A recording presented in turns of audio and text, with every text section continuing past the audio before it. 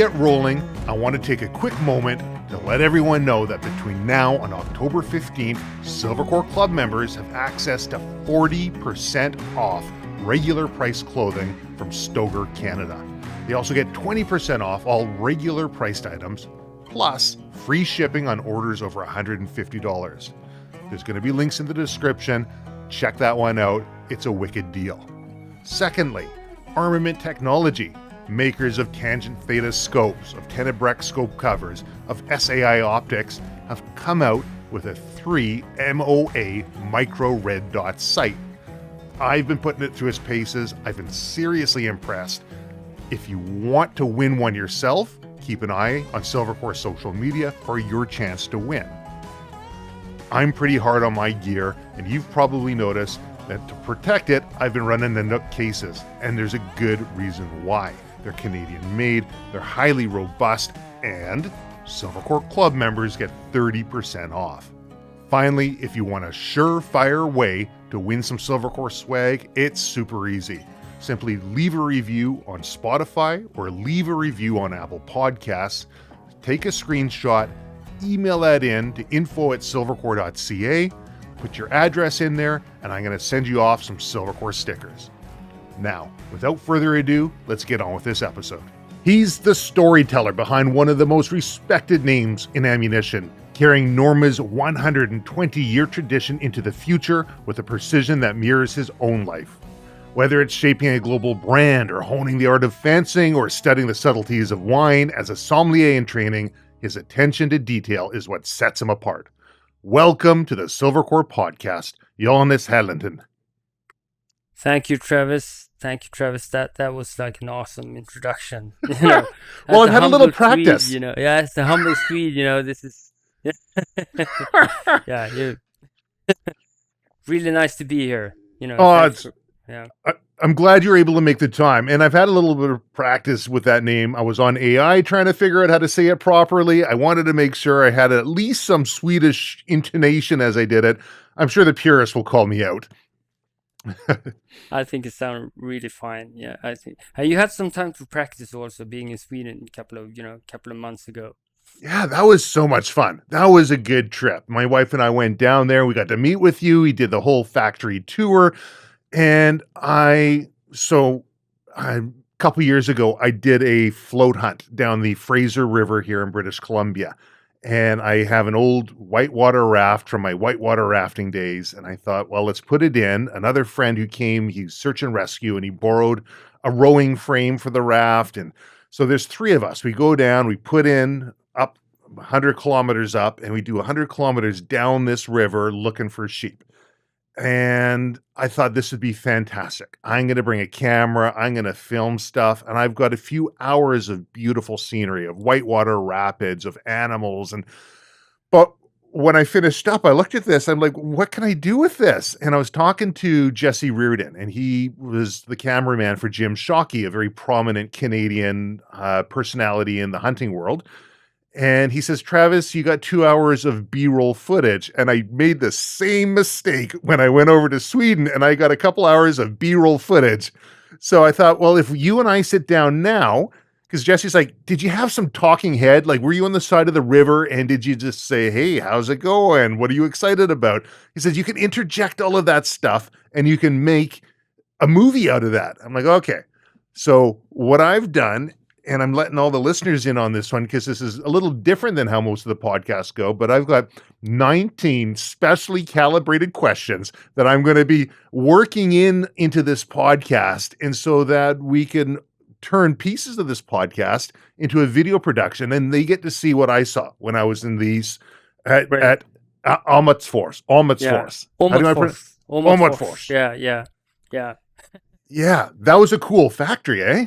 Yeah, it's one of a kind. It's just like a small, Swiss Army knife. You get everything, built as an ammunition factory. Because the old factory was basically just a bunch of houses, and I think that resembles a lot of, factories in the industry. Big facilities, small facilities. But in the 70s, they actually tore everything down, and they built a new factory where you can basically, follow the whole manufacturing process from case to bullet to loading to ballistics. Everything is in the same house, and you basically just walk the corridor around the whole facility. And you even get the powder storage in the attic.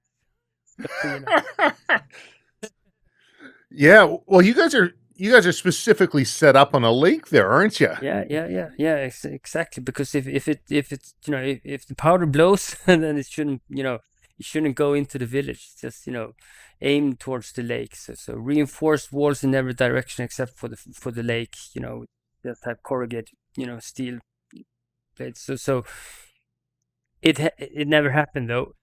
It never Well, happened, but knock on wood. Yeah, I saw the yeah, safety measures that you guys take over there, but you've basically built a shaped charge yeah, with a safety zone in behind in the lake. exactly. I- So If you wanted to build a brand new factory in Sweden, that would probably be hard to do nowadays, wouldn't it? Like you guys are probably. I think so. I mean, we in the last couple of years, the manufacturing volumes has just because of the geopolitical situation in the world, of course, and suddenly you run into all those the permits, the sound of the machines, the water treatment, all those kind of things, which you need to level up and scale up everything basically, and suddenly you hit all those marks which you never been close to before. So we're not a very big factory. I mean, if you if you look at for example the US brands, for example, it's like completely different story. But for us, it's a big thing. We're in a transition period now since a couple of years back, and it's very exciting. Well, some of the things that stuck out to me was twofold. Number one, the slickness of the operation, how it was set up, all the machinery, all the automation, but then the human eye that's still looking at all of these different pieces of the puzzle. That's true. That's true. So it's still a lot of manual work, still a lot of manual control in the factory, even though we upgraded all the electronic, so that, because for us, doing ammunition, the hard part is just not doing, one cartridge that does, perfect, but doing millions of cartridges the same way. The consistency in the manufacturing process, maintaining that, accuracy and precision in every detail is the hard thing. And there's the combination between the human eye and many years of experience, etc., together with new camera technology and everything, is I think proven good, that gives good. Well, yeah, here in North America, so the Norma name is well known, and the Norma brass is highly praised. Everyone says, "Oh, I got Norma brass. This is good," right? And over in Europe, so it was the first time ever that I'd done a driven hunt. And that's completely new to me from where I hunt and how I hunt in British Columbia. And for people listening to this who don't know what a driven hunt is, that's where the hunters will work with dogs, and the dogs will go into the forest and they'll drive out the game animals. And then the hunters, I mean, they don't have a bunch of time. It's not like over here where you stock up and you're waiting and you're watching and being super quiet, but holy crow, is it effective. And so we did a driven hunt. Everybody over there knows Norma. Everybody over there is shooting Norma. I'm wondering, for the people in our North American market here, what makes Norma different from other ammunition makers? Well, I think I mean, looking at the Nordic market, where, as you say, we are very well known. It's about having these sort of hero products that has been developed exactly for that purpose. How we hunt in Nordics, basically. It's like medium to big game, moose, wild boars, those kind of things, running around in the forest, quick shots, and everything is hunted for the meat. Mm. There's so that sort of reliability in the ammunition is, I think, what sets us apart. It's when you ask a hunter on the street or in the forest, why do you shoot Norma? Well, it just delivers that precision and reliability and everything, so you don't have to think about the actual ammunition. I think you have to worry more about yourself. Self and where you are aiming at, basically. And I think that's, it just does its job. It's like being Swedish. We are not very outspoken extrovert, people, but we try to do our job when we get the Yeah. chance. Well, that's funny. It says you do your job. Weren't you the brain behind the marketing campaign of basically we've done all the work up to here, the precision. All you have to do now is make that shot. Wasn't that your campaign? Yeah, it was. It was. We were in a situation where we were taking over the brand again. From going from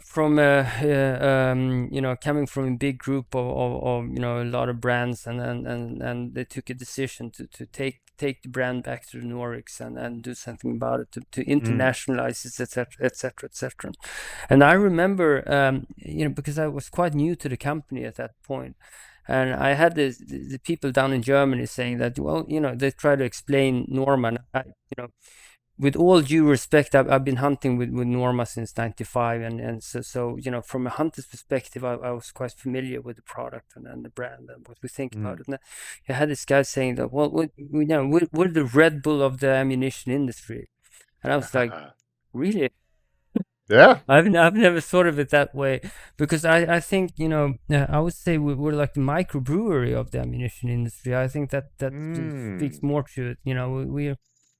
We are, even if we want to think big and we start to look at it from a global perspective, and a lot of thanks for why we're here has been the ties with US brands and overseas partners during Noster and Weatherby, etc. They are the ones who has helped us coming to this point. So but we're still small scale, and we're doing it pretty small and slow, actually, but we take a lot of time and effort and dedication into our products and the manufacturing process. So for me, the sort of tagline, now it's up to you, it came quite naturally, because we spent all these years, 120 plus years of coming to this where we are right now, where people trust us, and we don't have to scream out our name and everything, but there's a lot of 120 years behind our products, basically, and when we done our part, then it's up to the hunter. We want to push our product, as far as we can, so that we can safely hand it over to the hunter, saying that, we've done our part. Now it's up to you. Well, there's a lot of confidence there, and it was interesting that. So I'd never done a driven hunt before, but looking at the cultural differences as well. I mean, in Canada, in the hunts that I'll do, if you're going out with a group to hunt, that means everybody will eat together at night, they'll sleep in camp, and they all go out to different places. Like, if you want to have success, you're not all sitting in the same spot. You go and check out different places. And on this driven hunt, what I thought was really interesting was how people in Sweden, I don't know how to say it better other than they seem to operate with a hive mind. Everybody works together in a community very well. And they're always is like, here, this is my idea. Yeah. What are your thoughts? As opposed to here's what we're doing. Yeah. There's always this, it seems like there's an underlying tone of how do we work together in order to achieve something better. I think that's a perfect explanation. It's a lot about it's a lot about the community, and it's a lot about it's a lot about teamwork, and when we talk in the organization, when we speak to each other in the organization, we very rarely use ourself as a pronoun. I. This is my idea. This is it's. But, Mm. even if it's my idea, it's still our team's effort that took us here. So we rarely use like I pronouns. We usually go like we. I noticed Us, that. etc., etc. And because it's also, it feels a little bit, for Sweden, it feels a little bit like stepping out, saying like I. It basically for us, it's like, well, what about all the other people that contributed to this in one way or the other? It's you don't want to forget them, and it's a little bit, we look a little bit, to people who start speaking like that. So it's, but sometimes Yeah. it's good. I on the other hand, I really like the North American culture also, where you basically put yourself in the first room, and I think that's also having a little bit of that too is maybe not bad either for Sweden. Well, it's different culturally for sure.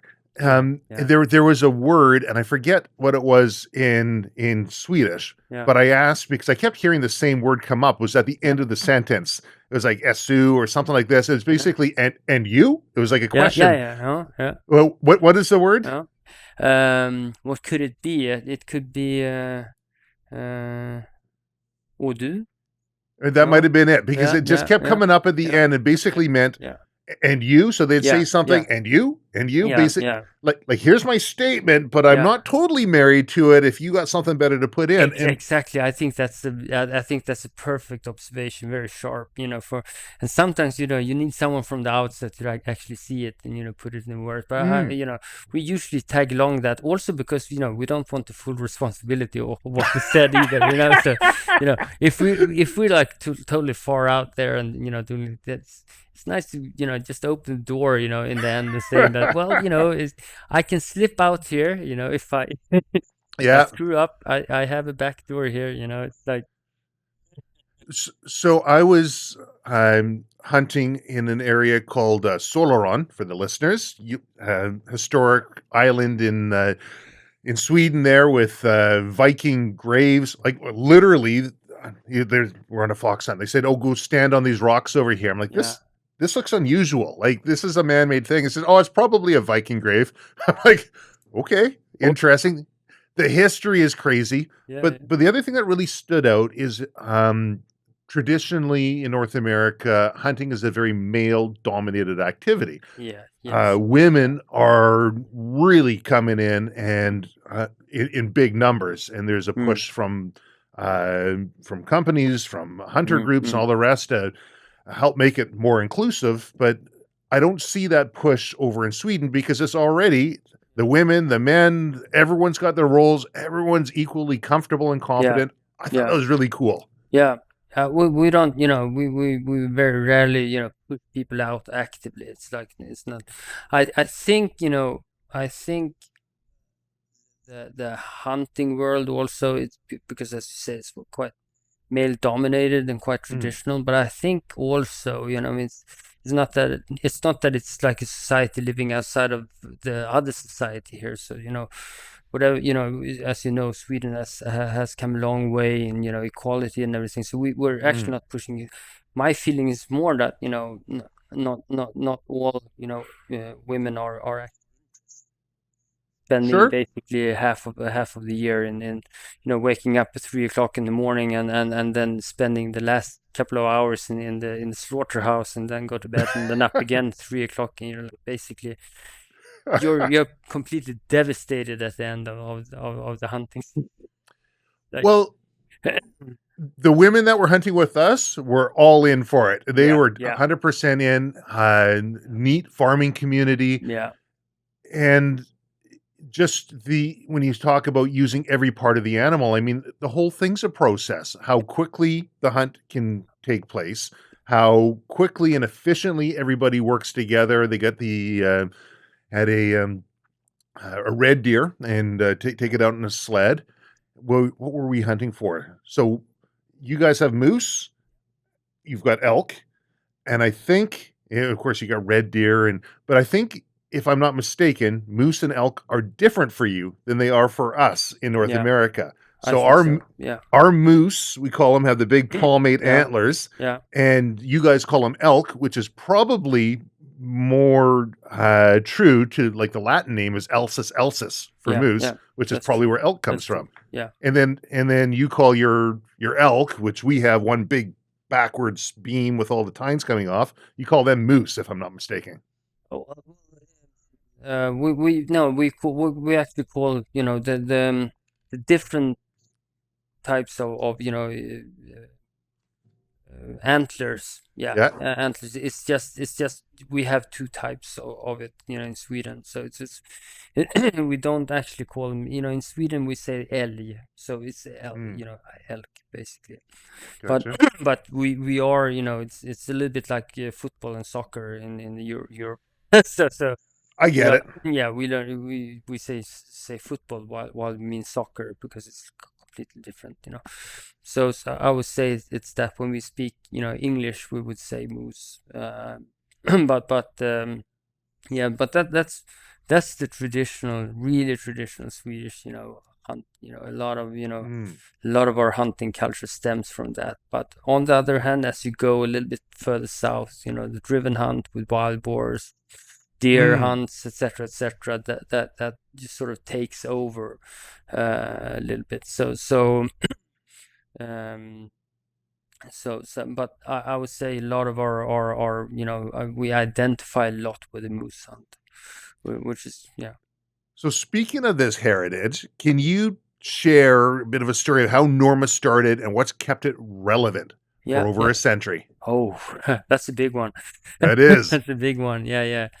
Well, you know, initially in the end of the 18th century, it was yeah, it was a Norwegian company. It was the couple of brothers called Enger Brothers, and they had their company Norma in close to Oslo, the capital of Norway. To make a long story short, you know, they managed to industrialize the modern, you know, Spitz bullet in production, and so they actually got some success with that type of, you know, former times match type bullet basically. And with the manufacturing process that in all honesty didn't work that well, but they still, you know, managed to make a factory out of it. Anyhow, so the Swedish shooting movement in Sweden, so they basically contacted them saying that, well, you know, we would really love to have your 6.5, you know, millimeter over here also. So, you know, could you, you know, please, because I guess, you know, export things, you know, it didn't exist the same way it does today. Yeah, they said. So they, you know, hopped on the train in Oslo, and Oslo is quite close to the Swedish border. And if you go like completely straight, you know, to the east, you cross the border and you land in a small town called Charlottenberg, where a tobacco company had taken the best spot already, hopped on the train again. Next stop was Åmotfors, which is basically nothing in the forest. You know, it's got a lake, it's got forest, you know. They jumped off there and said that, well, you know, let's build it here. It's close to the border. We can, you know, it's got a railway, it's got, you know, water power, whatever. And they established a factory. And started manufacturing bullets basically, and as the years went, you know, we actually made some good success. We started as a bullet company, and through the years we got really good at also the cases, which I think still is one of the, you know, one of our biggest footprints in the industry. We managed to hold on to that sort of quality and consistency in case manufacturing, and at a certain point, I think in the 50s, we actually had like a very early version of circular sort of what you call it in English, where the hunters, local hunters, so when they shot you know, they took back the shells to the factory, and we recalibrated them, Recycling. reloaded and recycled them. Yeah, and they got to buy them for a cheaper price, reloaded, you know, from the factory. Very cool. Yeah. So That's a neat little. and we, you know, at that time we didn't understand what recycling was, no, all that. It was just very efficient and, you know, logical, practical, I think. But anyhow, So through the years, production grew, and in the 50s we also started, having visitors from the States. I think that's where we sort of catapulted the whole, business to where it is today, basically. We, together with Weatherby, we developed the Weatherby calibers, Magnum calibers, for example. We developed a lot of, with bonding technology together with Nostler, for example. So it goes on and on with those kind of things, and we actually managed to establish some sort of reputation in the States at that time. And I think we still,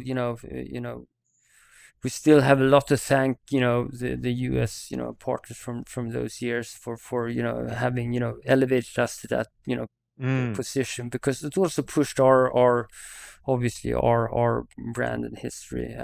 We created a lot, on the way. We created a lot of our own calibers, developed our own calibers, for match shooting. And then later on into the military, 338 Norma mag, the 300 Norma mag, the SOCOM, calibers.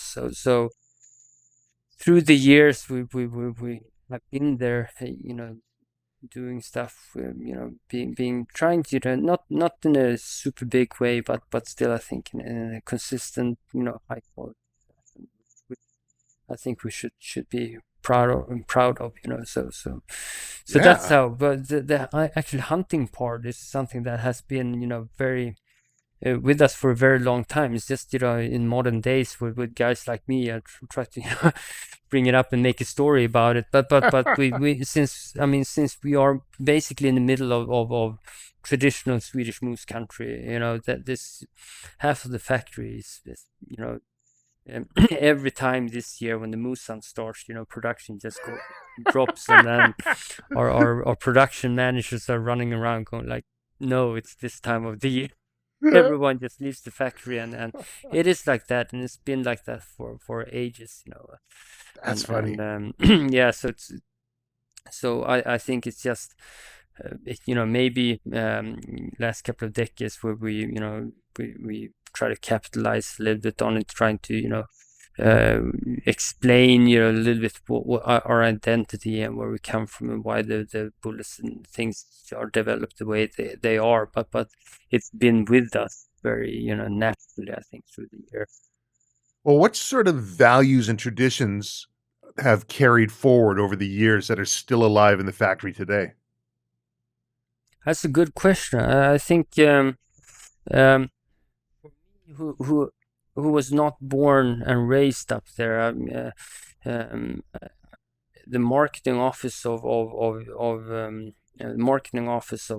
Norma is actually located 300 kilometers south of the factory, which is very, it's the first time ever that we actually have remote offices, which is like, yeah, Pretty cool. but yeah, it's the first time ever we broke some new ground there. But so seeing it from the outside, being an outsider as me, I can definitely see that having a factory that's not very close to big cities,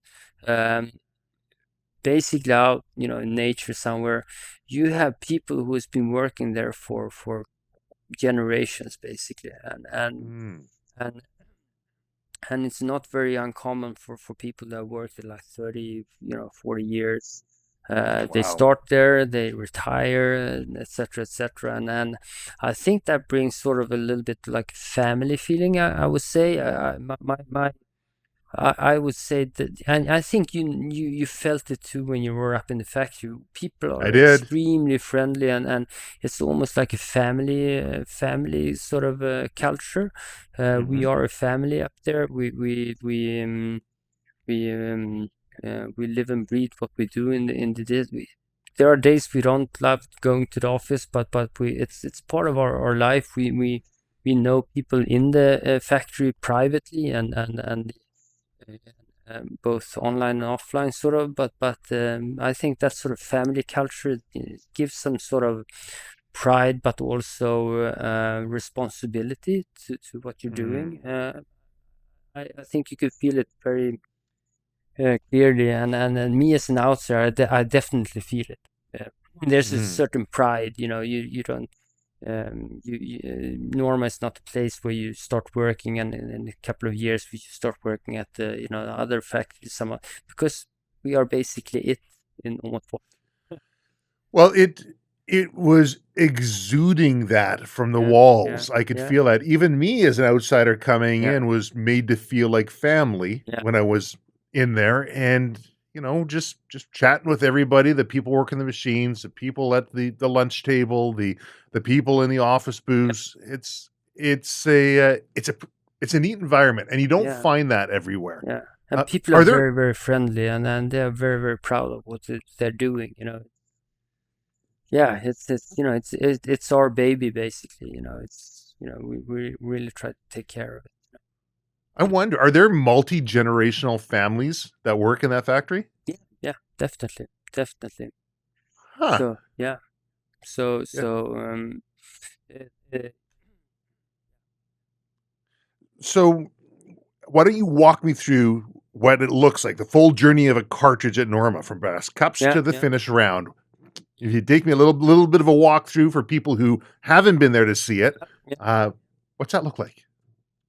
Well, we basically only buy three things in the cartridge, which is the brass cup. We don't actually make the brass cup, on site, uh, for various reasons. And we don't produce manufacture powder or the primer. Everything else we do on site. So we take it from the cup in the case department, which is to the left when you come up in the factory.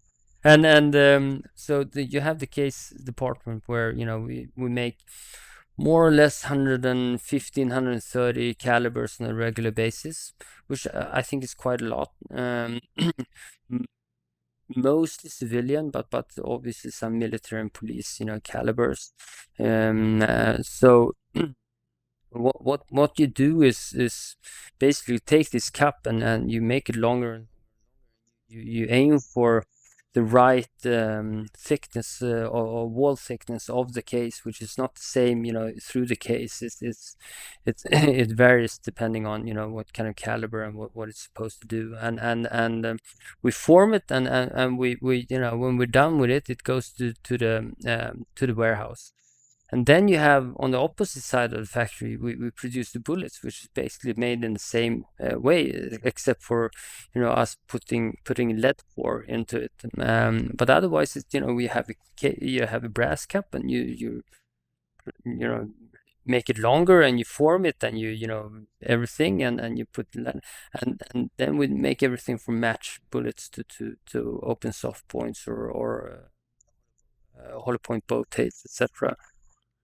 And then that also goes into the warehouse, and at a certain point, in the planning, we assemble these components together in the loading department, which is also in the factory in the other side.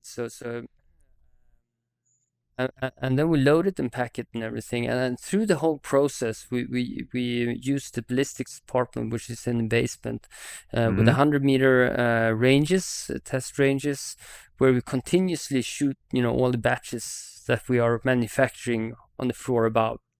Um, and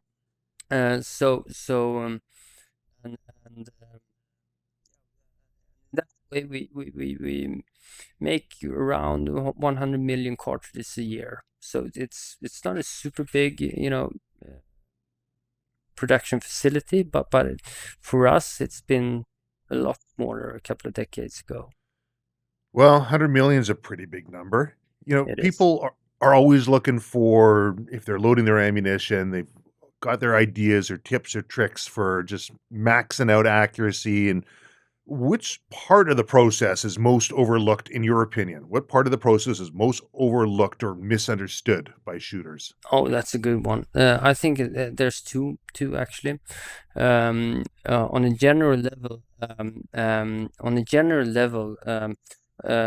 factory loaded ammunition can never compare or compete with hand loaded. You hand load because you want the not only the consistency, but sort of the perfect optimization for your weapon system. Difference with, or the hard part or overlooked part with factory loaded ammunition is that we have to make the ammunition an ammunition that works in as many various types of weapon systems as possible. So if you want to be, blunt, you could say that this is like you aim for the perfect compromise. Basically, it needs to shoot well and everything. And people who are avid shooters or they know that for whatever reason that you cannot really explain, it goes perfectly in this barrel, and then you move it to your neighbor's barrel and it just shoots, it just spreads, and you cannot really explain why. I think this is one of the challenges with factory loaded ammunition, that it actually takes some time to develop the loads and the whole processes, so that in the end we are dealing with a product which never get any praise if it works. We only Yeah. we only we only notice it when it doesn't work for whatever reason. So our job is to just try to stay below radar as much as possible. So that is number one thing, which is I think mostly overlooked. I think the second one is and this is a tough one. It's that when we are doing tests on various bullets and loads, etc., we are dealing with a lot of data. The average hunter pulls out a box of new cartridges, and he loads them, and out comes a deer, and he shoots them, and deer walk.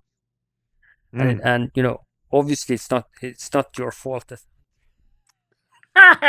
never your fault. It is the ammunition, definitely. Maybe if not the ammunition, maybe the weapon. I don't know. But anyway, it's not my fault. And yes. but that is okay. That is okay. The problem is that you might even take 2 shots at the deer, and it behaves a little bit different. Problem is your perception of how the product works is based on very little data. How that hits, even if you're very sure exactly how you hit the deer and what range, etc., you can't really know, because you're basing your perception on very little data. Let's say we're developing a new product in the factory now, and we wanted to test like a coating on the bullet. So we spent 3,000 shots just testing that coating, and big difference. Yeah, and that was just one aspect of the bullet.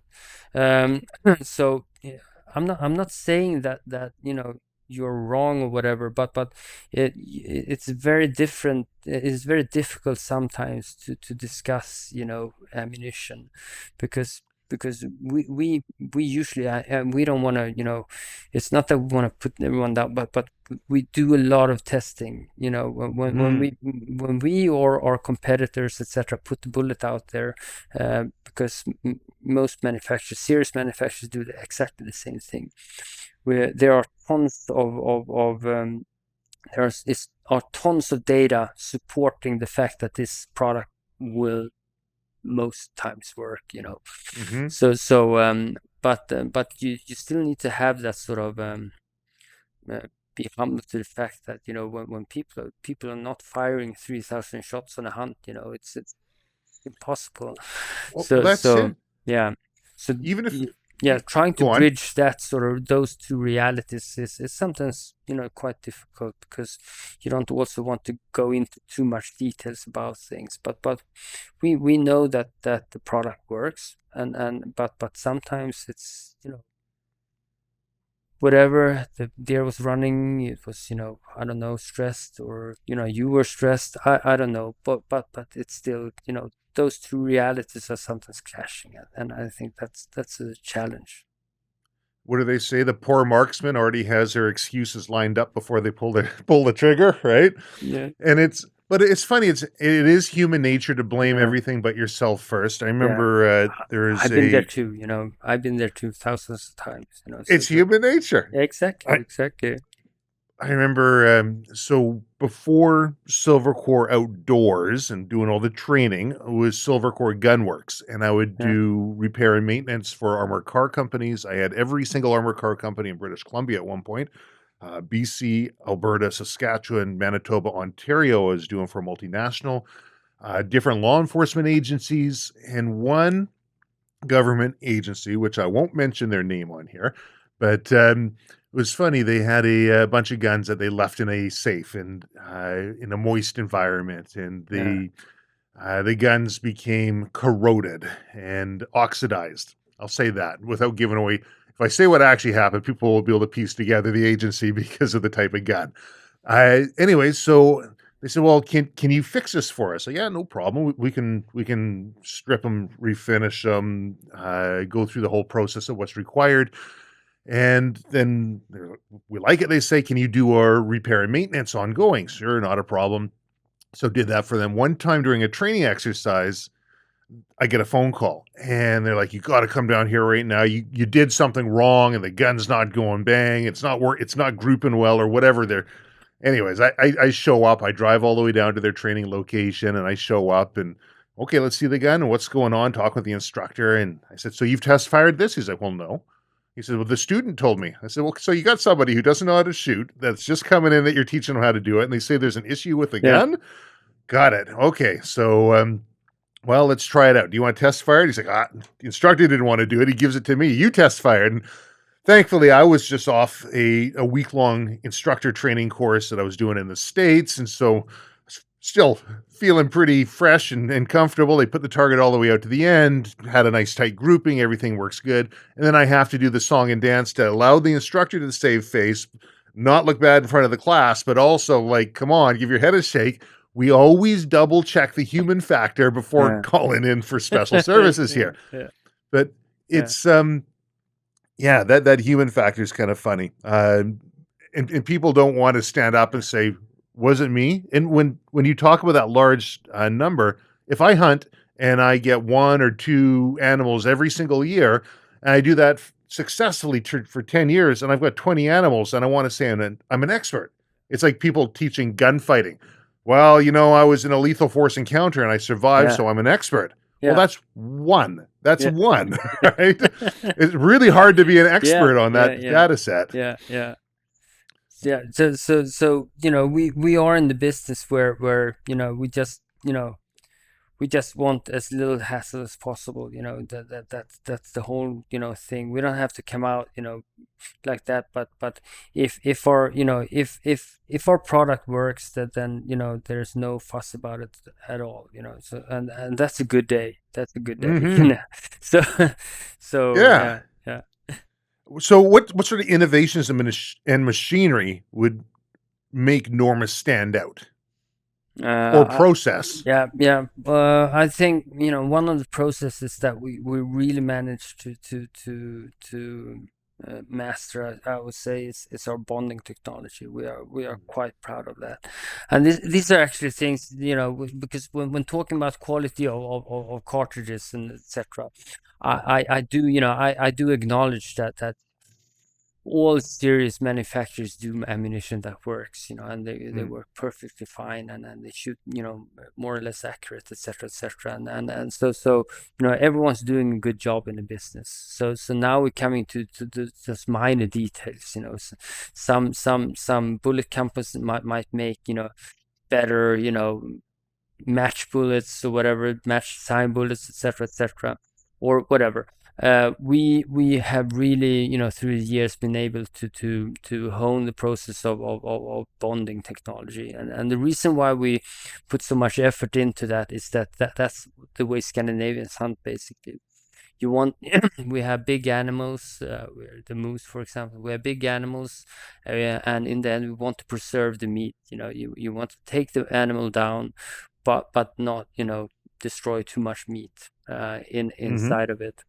And so you want to create bullets that do a lot of have a lot of good terminal ballistics, a lot of energy delivery, a lot of penetration, etc. And those bullets usually traditionally will break up, destroy everything, etc., etc. But with the bonding technology, they hold together, they control the expansion. You get, if you get a good shot, or more or less good shot, you're gonna take the animal down, and you're still gonna be able to you killed it respectfully, if you want to call Sure. it like Ethically. that. Yeah, ethically. And you can still make use of all the meat, etc., etc. And for us, that's very, very important stuff. So that process we have used in 2 bullets, the Oryx bullets, which has been with us since 95, and it's still being used a lot.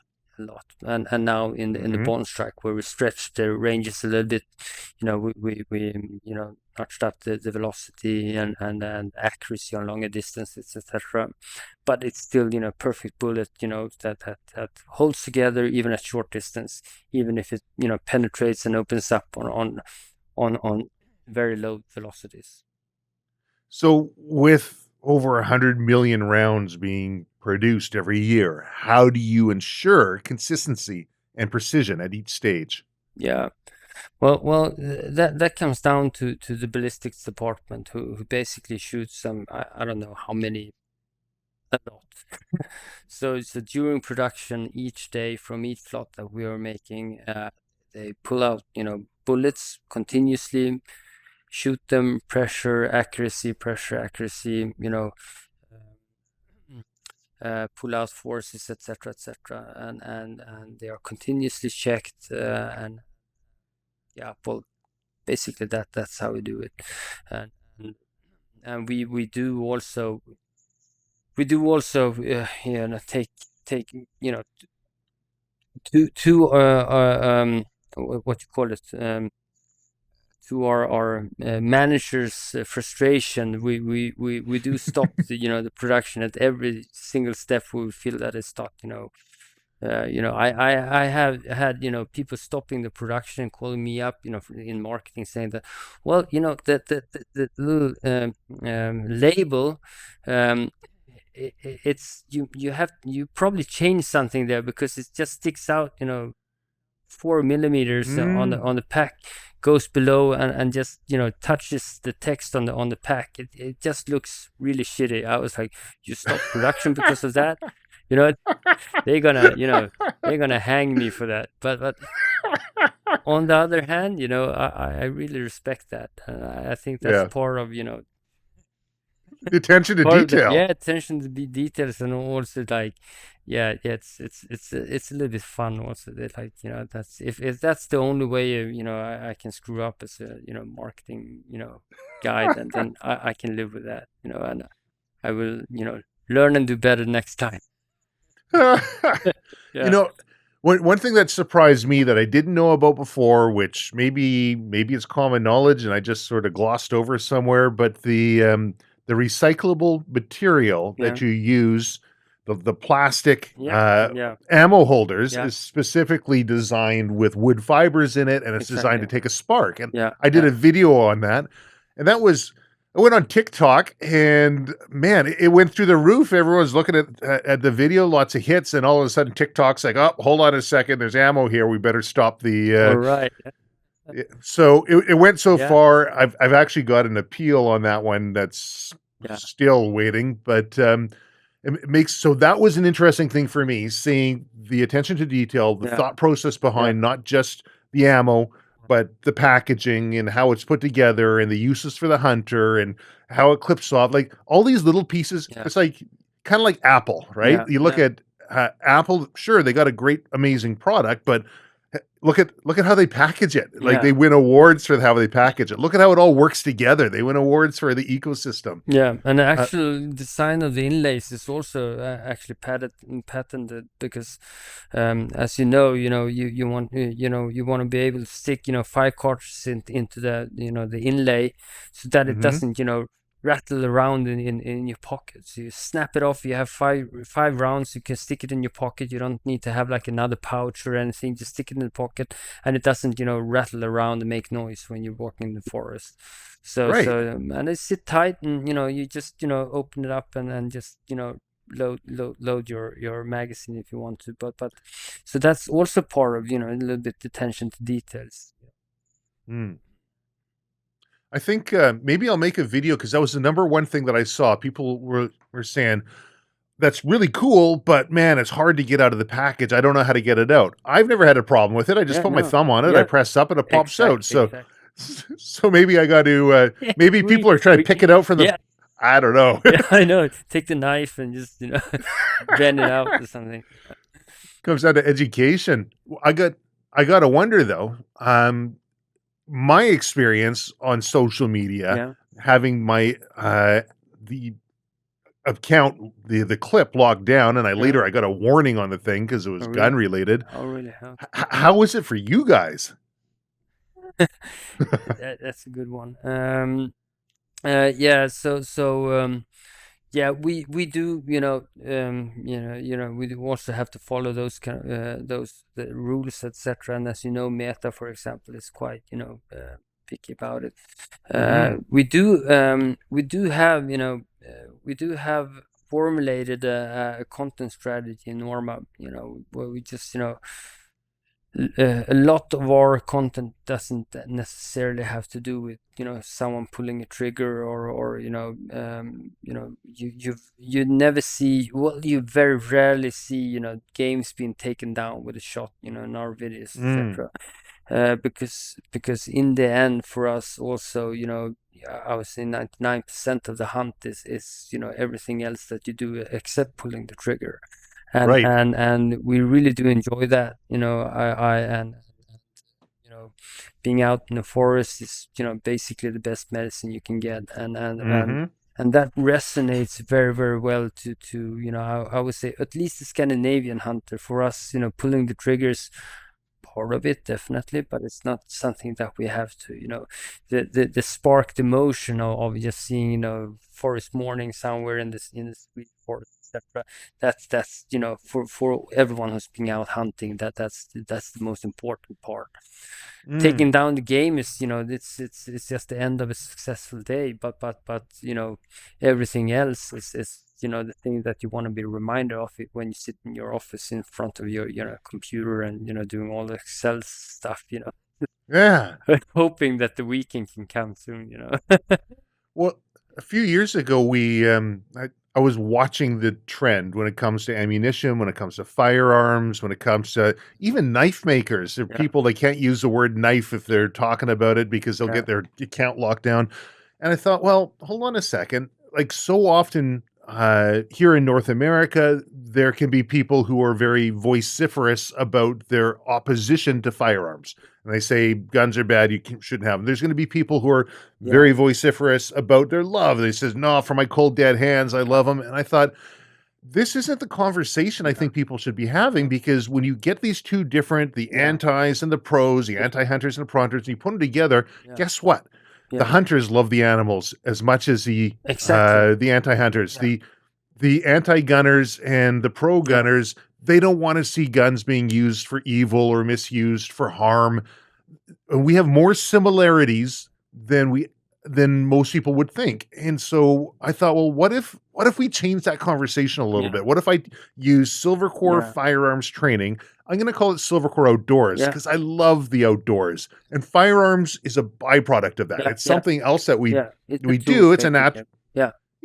But that's not the conversation. If you want to be outside and you want to hunt, well, maybe a firearm is something you're interested in. If you want to be outside and you want to have bear protection, maybe a firearm is a part of it, but that's not where we drive our focus. And I found success in not only being able to tell that story through meta in a way that's socially acceptable, but Yeah. also to reach a wider demographic. Yeah. And more, the comments, and maybe I'm stuck in an echo chamber and I'm not seeing it Yeah. properly. Yeah. I'll admit that, but the comments aren't about hunting's bad or Yeah. guns are bad or hunting's great and guns Yeah. are great. It's not this polarizing emotional aspect. Yeah. It's people saying, man, I can't wait to get outside. I've never felt comfortable before, but Yeah. now I've got this a bit more education and I Yeah. feel better. Exactly. And we're seeing younger people, we're seeing demographics, different ethnicities, and because over in North America, it's old white dudes. That's usually what Yeah. the Yeah. stereotype is when Yeah. it comes to firearms, and that's totally changing. Yeah. Yeah. And I, as much as people want to um, bemoan the fact that meta will stamp on it, Yeah. I think if we were to look for a silver lining or a positive, I think it's forcing us to take a different approach in how we talk about what we love and what we do, so that a wider audience can share in the same things. I think that's very, I think that's very intelligent, and um, when I was quite new at when I was in the process of I would say rebranding it or freshening it up, the brand Norma into something that we can use on an international arena. We we launched a content concept that we call Norma Academy. Norma Academy for us is basically just an umbrella for all types of content that sort of that engages, inspires, and educates people into not only shooting or whatever weaponry thing, but most of all the actual hunting culture and everything that goes into the lifestyle of hunting and shooting. So if we can if we can engage and if we can inspire and educate people, if we can make people better and more confident in not only handling a gun but also being out, they make better decisions. They make better decisions on how to hunt. They also make better decisions on what products they should use, etc. And we want to if we are confident enough that we are putting good products out there on the market, we know that the better educated people are, the more confident people are about their own capacity and competence, the better decisions they make about their gear and the better decisions they make about the products that they want to in the end use. So without shoving products down people's throats, saying that you have to buy this because it's accurate, that's shit. It's it's true, but on the other hand, I mean, it's not that our competitors are not doing accurate products too. For us, it's more important. I used to talk about when I speak about it in other audiences, I try to talk about our objective is not it's not to take it's not to get more pieces of the cake. Our objective is to make the cake bigger. So if we can make the cake bigger, even if our competitors are benefiting from that too, we all benefit in the industry, because if we can make people take the step to go out there and enjoy nature, do something about what they shoot, cooking or taking care of the meat or whatever. I strongly believe that will in long term benefit our industry in terms of getting more users, but also more acceptance for the people who are actually out there doing this, with the people who are not doing it. So I think this is an important thing. It's not that we're but try to do our small part, but making the cake bigger instead of just trying to grab someone else's piece of cake. I think that's a more sympathetic way of approaching your time in the industry. I think that's a brilliant way to put it. In Canada, our gun culture can be a little toxic. I I'm I've tried before to put my finger on the pulse as to why that is. Yeah. You'll have well, I'm a pistol shooter, so I don't care about rifles, or I'm a rifle shooter, so I don't care about handguns, or um, you'll go to different ranges and they'll have different rules. And because the government's given so many rules on us, we want to put even more rules, so it feels like we have a level of control. Uh, Businesses, the well-established businesses, uh, they don't have, they don't compete, they collaborate. Then some newer businesses or people coming in, I find that their ambition can sometimes exceed their ethics or exceed their, and there's a lot of, in order to make my building big, I'm going to tear your building down. Yeah, And I yeah, see that, unfortunately, yeah, we see a bit of a culture, yeah, and more and more what I'm trying to do is bring a little bit of light to that and share exactly what you are doing, what Norma's doing is, rather than trying to tear someone else's yeah, building down, how do we make our building robust and large, and so other yeah, places can say, yeah, "Hey, guess what? yeah, Maybe we can do the same thing and live in their city exactly. Yeah, with these big buildings, and you can stand shoulder to yeah, shoulder with giants." yeah. Because the hunting and shooting community uh, is and will, always be like we are a minority. We should be Mhm. more concerned about our relationship and the attitude, and everything that the world around us has towards us. So if Mm. we can get, if we can get accepted, we will also build a lot of self-esteem and everything that will, make the business less toxic and something that, not only we can be proud of, but also people who for whatever reason does not want to hunt, but they think it's this. I think for something that a conversation I have with a lot of people outside the hunting communities, when they said, "Oh, why do you kill animals?" It's like, well, in our today's society, not many groups actually carry that sort of knowledge about nature and animals and biotopes and everything that the hunters do. And Mhm. if we want to suppress that, if society wants to suppress that for whatever reason, we have to understand that there's very few other groups left that can actually carry sort of the responsibility of nurturing that environment in a good, healthy way, because Mm. I 100% respect people that just want to be out in nature and breathe, but Mhm. they and the whole new age thing and etc. I respect that, etc., but they have to understand that they are not really part of that nature. We are so small into that that if you really want to spend time out in nature, close to nature, you have to understand it. You have to be prepared, you have to be geared up, you have to have your own you have to have knowledge and a sense of security and everything. Otherwise, you will not make. You will. Nature is too big, Mhm. so we are just a small blip in it,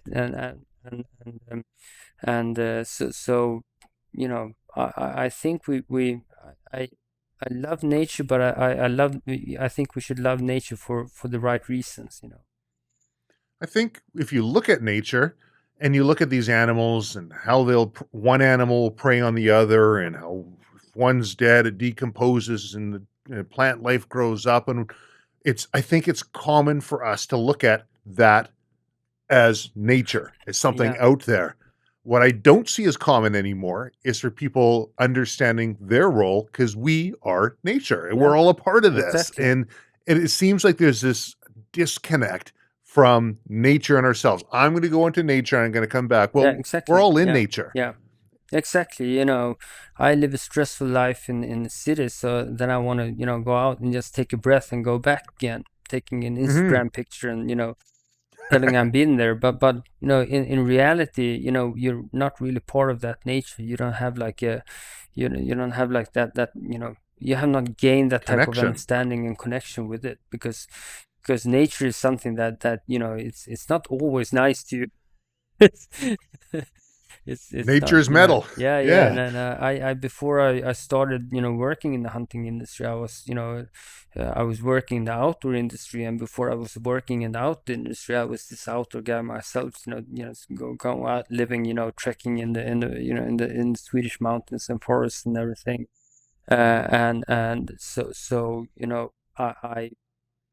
I know that if you really want to enjoy it and everything, it's not just stepping out there having those like TikTok night. That's You right. never just, you're choosing the moment. If you really want to see all aspects of nature, you have to, you Mhm. really have to have a humble, approach to it. And one of the groups that are consistently and on a regular basis living and coexisting with nature are the hunters. So if we Mhm. try to suppress them, we have to understand that we are reducing a group who has built up years and years and years and generations of knowledge and understanding and everything that actually makes things work.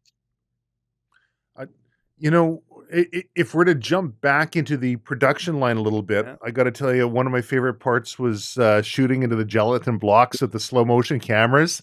That was pretty neat. What do you think people would be most surprised about if they could see the testing process themselves?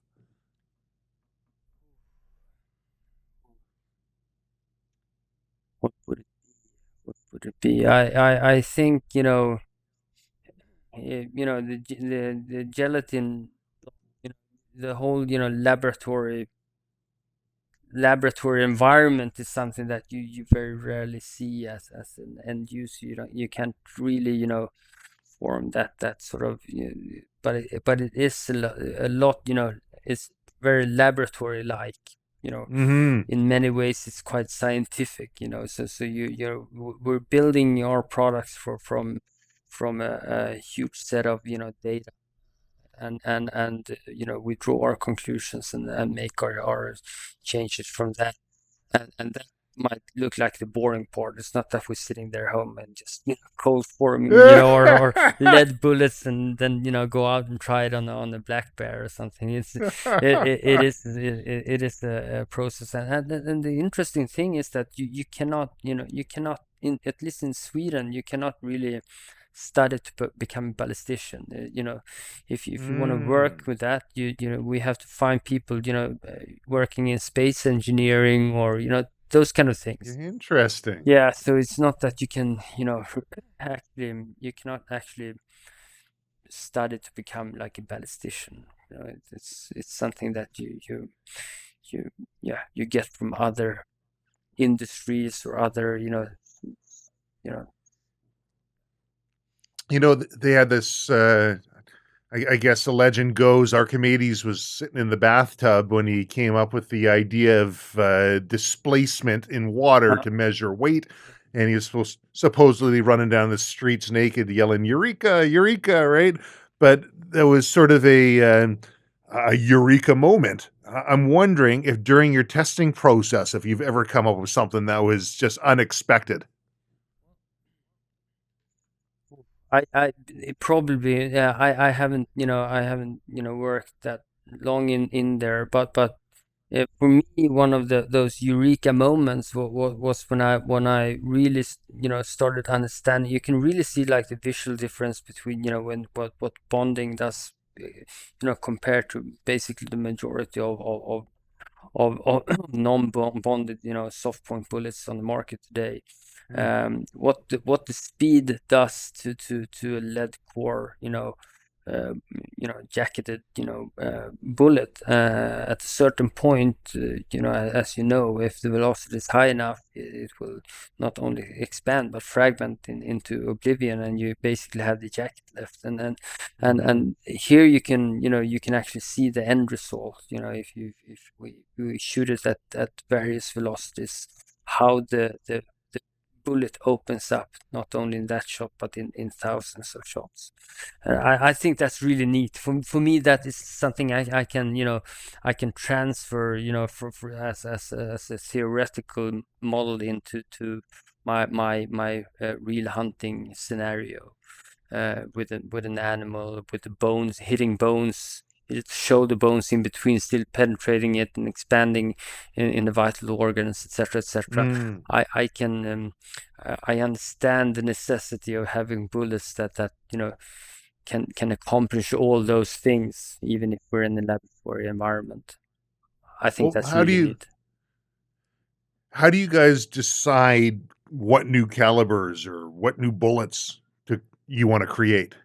Is that driven by public? Is it driven by internally? Well, yeah, well, actually, that's a good question. Most of the times, obviously, it has a sort of linked, it's commercial, focus, obviously. So in the European market, you got 308, that's the big, caliber. If you make the 308, you have 80% of the Swedish hunting, sort of in, etc., etc., etc. But then it comes, those new calibers. When 6.5 Creedmoor, for example, came out in the market, for us it was like, should we do it? In Europe, nobody really, it was a cool caliber. I think there's a lot of buzz about it, but did we have any guns chambered in it? Did you have Right. is it a match caliber, or is it really a hunting caliber? Is this like, it's evil as hell, so but so we started down that road, and because and you encounter suddenly encounter a caliber that your bullets start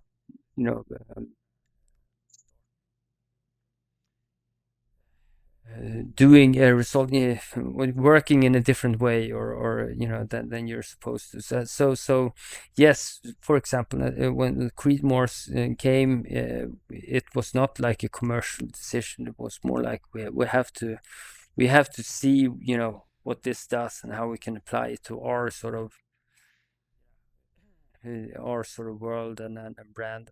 So I'm curious, where does Norma see itself going in the next 100 years? Hopefully, that's the same where we are today. We're not fans of big leaps. Maybe as a Swedish brand, I don't know, but change is something that should come very slowly. But what we see today now, for at least for us in Europe right now, we have the lead ban coming up around the corner.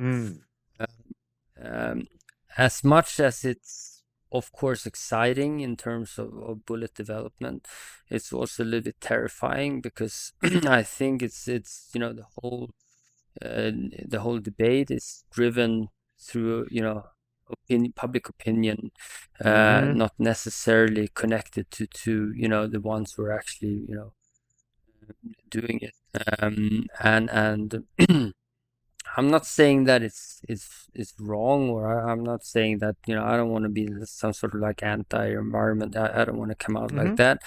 I do believe though that for as a hunter, and I was also just underline that this is a lot my personal opinion. Whether we haven't really formed like a opinion from the brand or whatever is, I take the opportunity just to say that, but it's my own personal reflection of it, that for me it's yes, environment is one thing, and lead obviously in nature is not a good thing, but on the other hand, the ethics of killing animals, which is basically essentially what we're doing, is something that we the whole debate has never addressed. We have been working and developing lead projectiles for a reason, and then the reason is it kills effectively.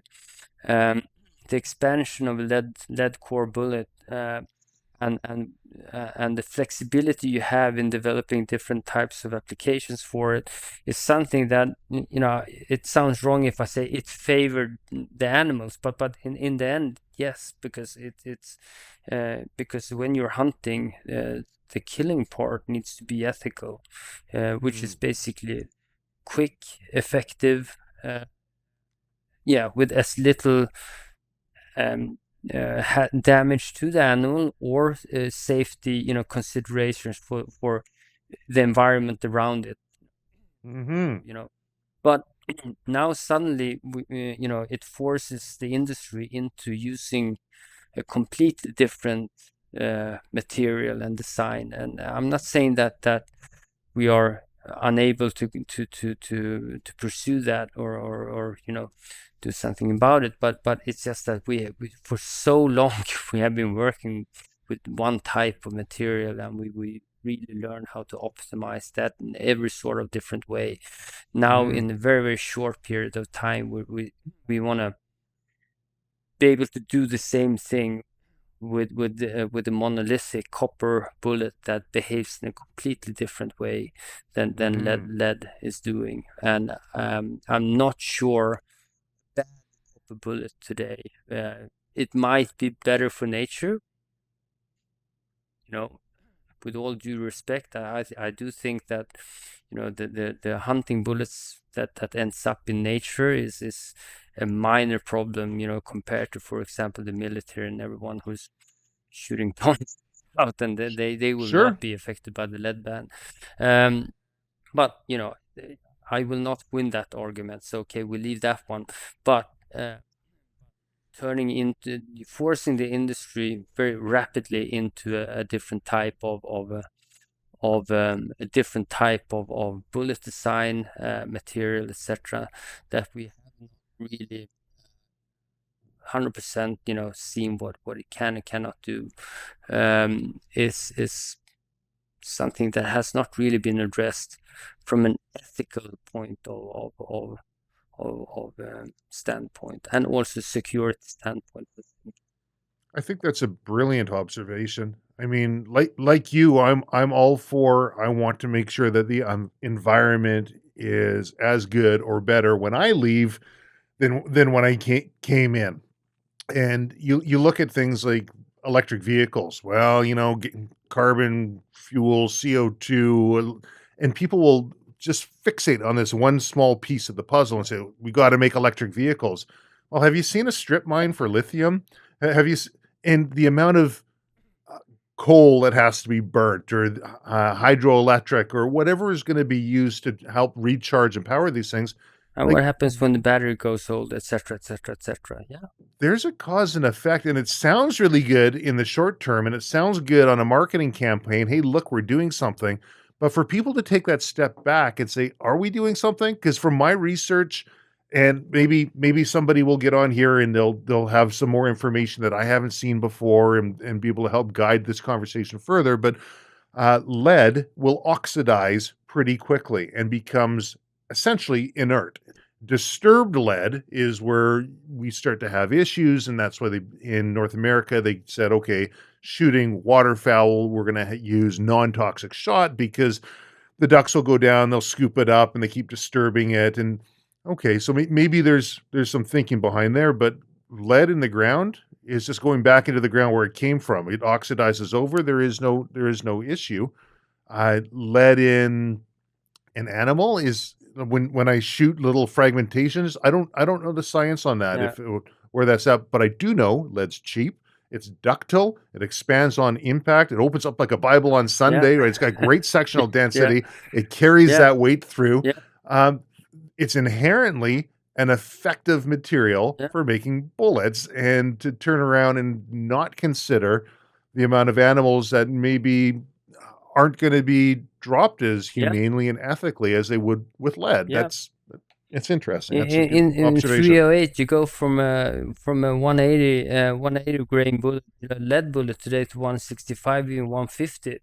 I mean, it takes a lot more for that bullet to really do its job. The risk, the margins you have when actually killing the animal is much smaller. It is by physics, so it's and is that ethical? Is that something that contributes? And don't get me wrong, I'm the first one to do, if I want to, if I need to change my way of living on this earth, I do it, but I want to make sure that those changes actually make any difference.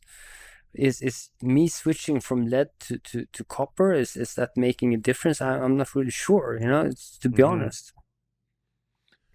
Is there anything that we should be talking about that we haven't talked about?